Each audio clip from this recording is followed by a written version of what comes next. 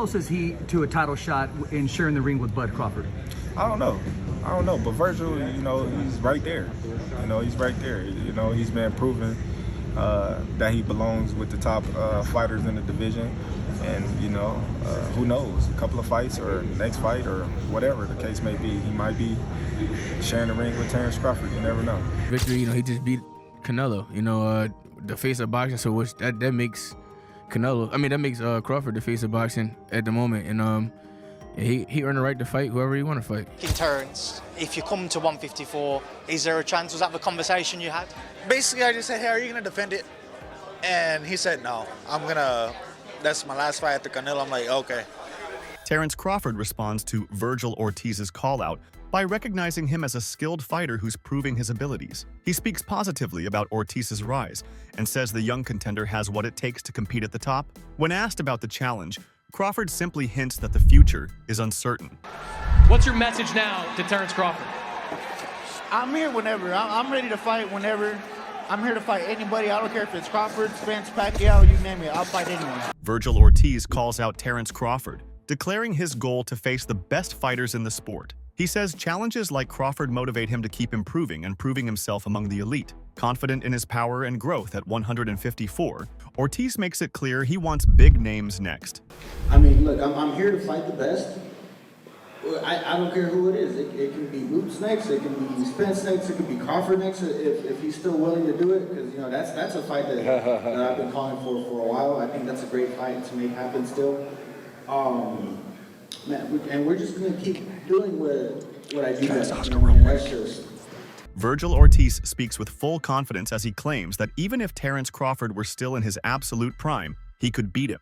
Ortiz explains that he studies every move of Crawford and respects what he has achieved, but he strongly believes in his own power, speed, and timing. For him, confidence is not arrogance, but a reflection of the work he has put in since moving up in weight. Many see this as a bold statement because Crawford's dominance across multiple divisions has earned him one of the best pound-for-pound rankings in the world. Yet Ortiz says he doesn't see Crawford as unbeatable and insists he can find openings that others missed. His statement sparks debate among fans and experts about whether the young contender can really match the experience and skill of a proven champion like Crawford. Who are 5 fighters that you would like to fight coming up? So we got Tim Tszyu, we got Crawford, Spence, or I guess you can say the winner of Spence or Fundora. Charlo's a good one. Who else we got at 54? You want to fight Terence Crawford right now? I would love to fight him, man. I think he's like probably the #1 pound-for-pound fighter right now. Do you think he's out of his peak? No. Or is he in his peak now? I think he's in his peak. And you're saying you could beat a peak prime Terence Crawford? I'm saying I believe that I can. I respect it 100%. I believe that I can. No, I respect him as a fighter, though. That's the thing. When I want to fight people, it doesn't mean that, oh, I don't like you. Like, let's get it on. It's more like I respect your skills, and I want to see if I can beat you.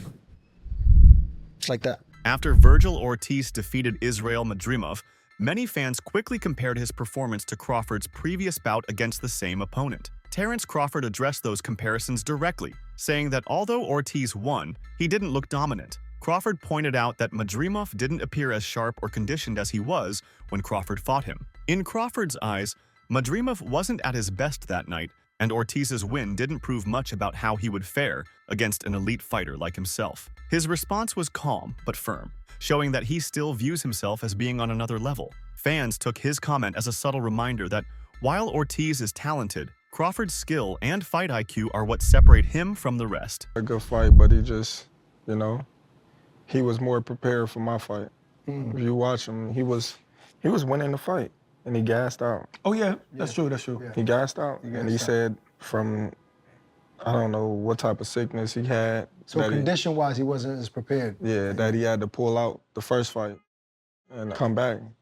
I don't know, but Vergil did good. He put a lot of pressure on him, and you know, he fought a good fight. But you could tell that he didn't leave unscarred. Unscathed. You know, when you look at the faces of both fighters, you would have thought Vergil lost. Oh, okay. He did hurt his hand. His knuckle was broken. I don't know if you've seen him like the last couple of Vergil. Yeah. Ortiz, yeah, he had broke hand, but he said he didn't know anyway. He didn't feel it throughout the fight. It was a good fight. I thought Madrimov was doing too much moving. Right. You know, in the beginning rounds, which that was getting him the rounds in the bank, but at the same time, he was exerting too much energy.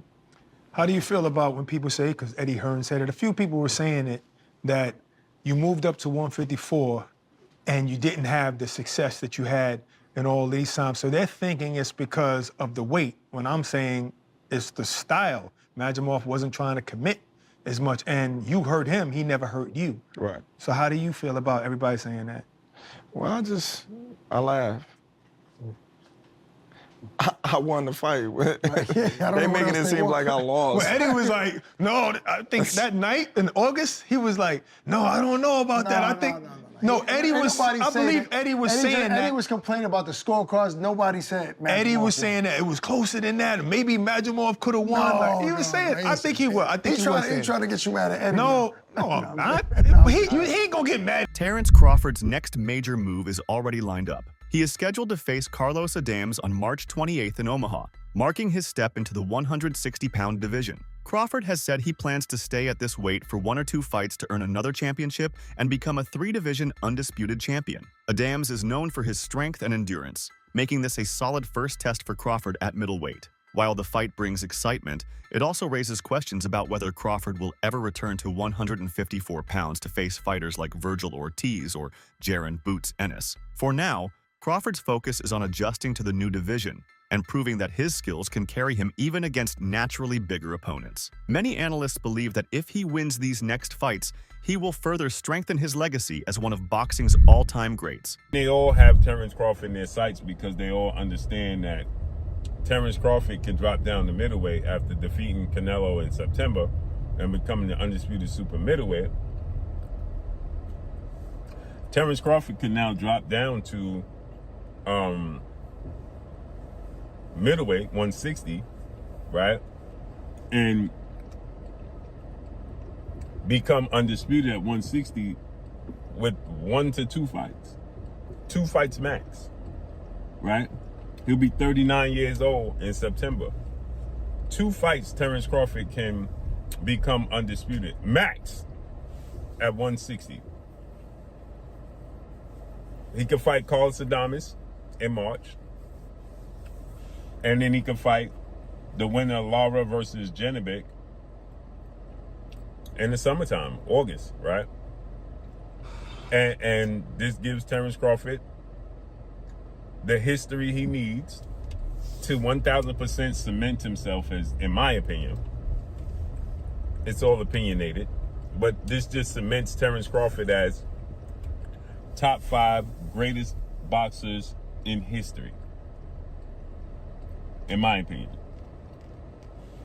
It cements him as top 5 greatest boxers in history because this will make Terence Crawford a 6-division champion and 4-division undisputed champion. That's what that makes Terence Crawford. That's historic. That's absolutely historic.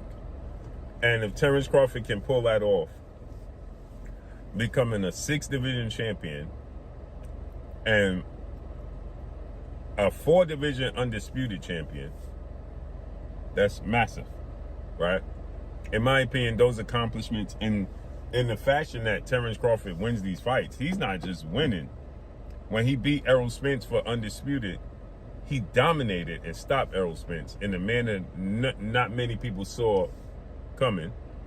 When he fought Canelo Alvarez, he did exactly what I thought he was going to do, dominate that fight, make it look easy, and he did. Vergil Ortiz has long expressed interest in fighting Terence Crawford, but rumors claimed that the WBO had offered him the fight twice and that he declined both times. In a later interview, Ortiz strongly denied those claims, saying he never received any official offer. According to him, if the opportunity had truly been presented, he would have accepted it immediately without hesitation. He expressed frustration that false stories spread so easily and insisted that his team never turned down a fight against Crawford. Ortiz explained that he respects Crawford's accomplishments and views that matchup as a career-defining challenge, not something to avoid. His response helped clear up confusion among fans, many of whom had believed he had ducked the fight. Ortiz emphasized that timing and proper arrangements matter, but the desire to fight Crawford has always been there. You know, a lot of people wanted to see that fight, you against Terence Crawford. You know, when you was at welterweight, and obviously you couldn't stay at that weight class, but then he moved up. Was there ever a point where the Terence Crawford fight was a reality, like a real offer, like real negotiations going back and forth, or was it never that close? It was never that close, man. So, you know, I know a lot of people say that the WBO president said that we turned on the fight. I never got an offer. I wouldn't have said no. I would not have. I wanted that fight so bad. I mean, I'm not the type of person to say, oh, I want to fight this guy and keep pushing it and then get the opportunity and say no. There are fighters like that. I'm not like that. Yeah, you know, we believe that. I would have said yes. We believe that. But what about your trainer, Robert? Have you ever had a conversation with him about the Terence Crawford fight? More with my dad. Okay. More with my dad. You know, there were some days where he'll be like, you beat him if you fight like this, or if you fight like this, you don't beat him. So, really? Your father really said that? Yeah, he would tell me. No, he tells me the truth. He tells me the truth. If you fight him like this, you beat him. Other days, you're not gonna beat him like this. You know, you might not remember, but when we had our show, I believe it was called Sweet Scientist at the time with The Zone, and we had you on, and you were one of our first guests, and I asked you about Crawford, and you was like, nah, not yet, I'm not ready for him. You know, that was humble. No one really speaks like that. Now, you was ready for him maybe about 6 months later, but still you were humble enough to say that. Do you remember that? I don't. You know, no, I don't. Hell no, you can't. You got hit with a few punches since then. No. Jaron Ennis, another top name at super welterweight, also expressed his interest in fighting Terence Crawford. However, he acknowledged that after Crawford's victory over Canelo Alvarez, the veteran became the face of boxing, meaning it's now up to him to decide his next move. Ennis praised Crawford's achievements, but made it clear that he's ready whenever Crawford is. He explained that he doesn't chase fights out of desperation, yet he knows facing Crawford would be a chance to prove himself against one of the sport's best technicians. Fans saw his words as both respectful and challenging, as Ennis balances admiration for Crawford with his own hunger to rise higher. After his most recent victory, Vergil Ortiz was met in the ring by Jaron Ennis. The two fighters exchanged words in a friendly but competitive way, creating instant buzz around a possible matchup. This moment showed the tension and excitement that already exists between the two top contenders. Ennis currently holds the WBA super welterweight title, and before his fight with Erickson Lubin, he had hinted at wanting a clash with one of the sport's biggest names. Seeing Ortiz and Ennis share the ring after Ortiz's win gave fans hope for what could become one of boxing's biggest events in 2026. The encounter highlighted that both men are aware of their growing reputations and understand the importance of making fights that fans truly want to see. Ortiz, for sure, and I think this is one of the best American fights that can be made. For sure. And with all due respect to everyone else around the world, I think it has to be in America. For sure. Right? It gotta be. I feel like you gotta do this one in the States because everybody want to see it. Everybody go. I think it's a pay-per-view fight, and I think everybody will pay to see it, or everybody will come out to come see it wherever it's at, whether it's in Vegas, Madison Square Garden, wherever it's at. What's your obviously you'd love it in Philly, but I don't think it'll be Philly, right? No, absolutely. Okay, it's not gonna be in Philly, yeah. So where is the ideal spot for it? What deserves to host this fight? Which venue in your opinion? To me, either anywhere in Vegas, so like a T-Mobile Arena, yeah, or maybe go old school MGM. Oh man, I love the MGM. Or we can go Madison Square Garden. Okay. I think Madison Square Garden would be crazy as well. That'd be historic as well. So either one. There aren't enough big fights at the big MSG. Yeah. I'm not talking about the theater. No, Theater's I'm talking cool. about the big one. Yes, I'm talking about the big one. That's why I say I always wanted to fight at MSG anyway. So, I like how it looks in there. It's real. It's really incredible. nice. When they have fights and stuff in there. So, for me, it would be either the T-Mobile Arena or take it back.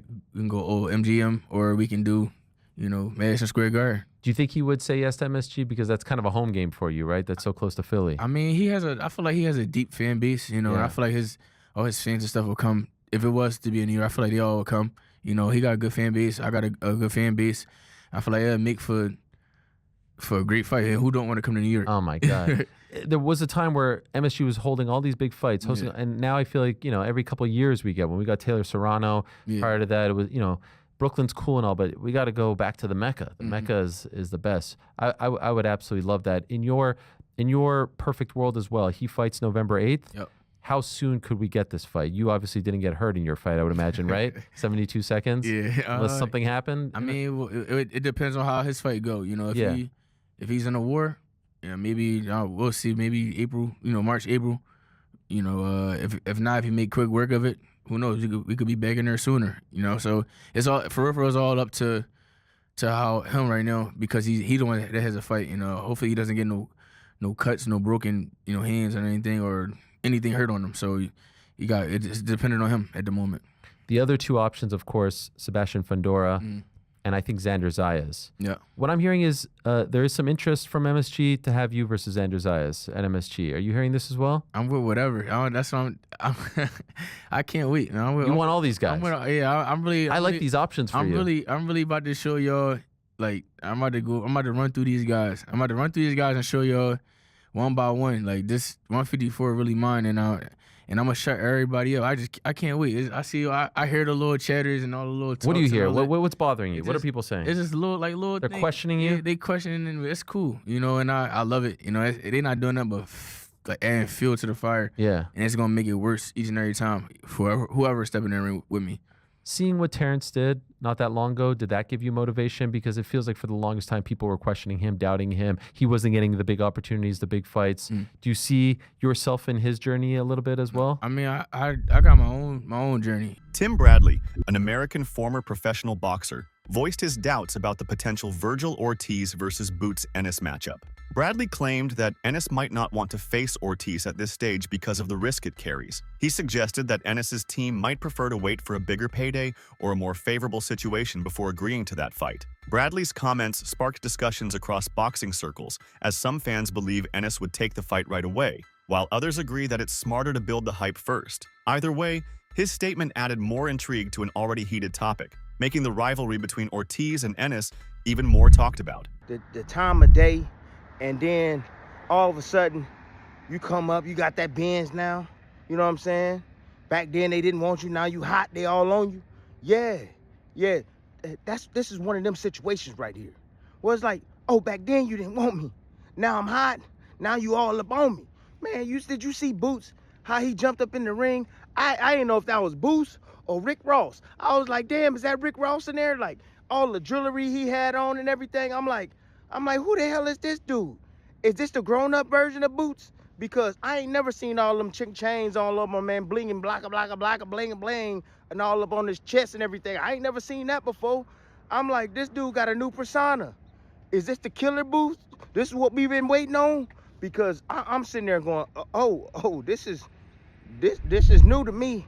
Promoter Eddie Hearn spoke openly about the complications surrounding a potential Vergil Ortiz versus Jaron Ennis fight. He criticized some of the demands coming from both camps, saying that the negotiations have been difficult because each side believes its fighter deserves a bigger share. Hearn also mentioned that Ennis's team often insists he is the better boxer, while Ortiz's side wants fair recognition for his record and fan following. He explained that while this matchup could be massive for the sport, it's stuck behind business disagreements and scheduling conflicts. Hearn even noted that, at the moment, there might be fewer issues in setting up a Crawford versus Ortiz fight than organizing one between Ortiz and Ennis. His comments revealed how complex high-profile boxing negotiations can be, even when both fighters clearly want the bout. I can't ask for more than that, so I thought it was a great performance. Vergil's a great fighter. This is not, there's nothing but respect from us, but we just know we win.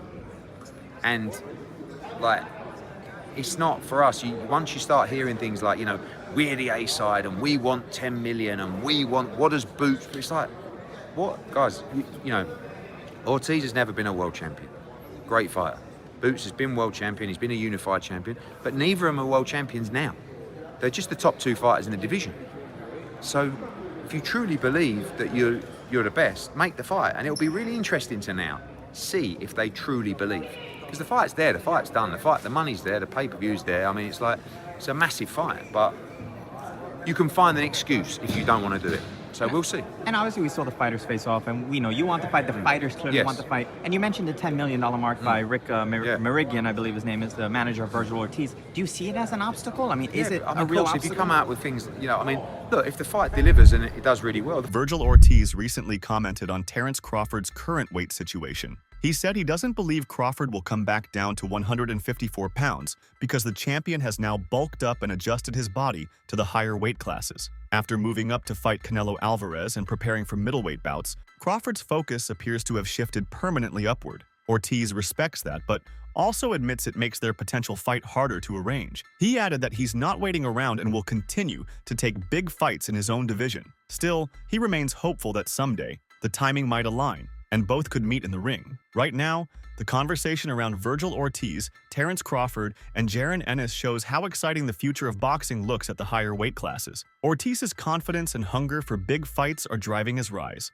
Crawford's calm responses and strategic career choices show the mindset of an experienced champion who knows his worth. We could see you two fight at some point. No, so he's not coming back to 154. I spoke to him. This is my first time saying it on media. I spoke to him, and he's not going to come back to 154. He's going to fight his 2 last fights and retire. And you know what? I respect it because he's been undisputed at 140, at 147. Get your money and get out. I mean, what else do you have to prove? You know what I mean? So it's just like, I would do the same thing. That's it for today's video. Stay tuned until next time.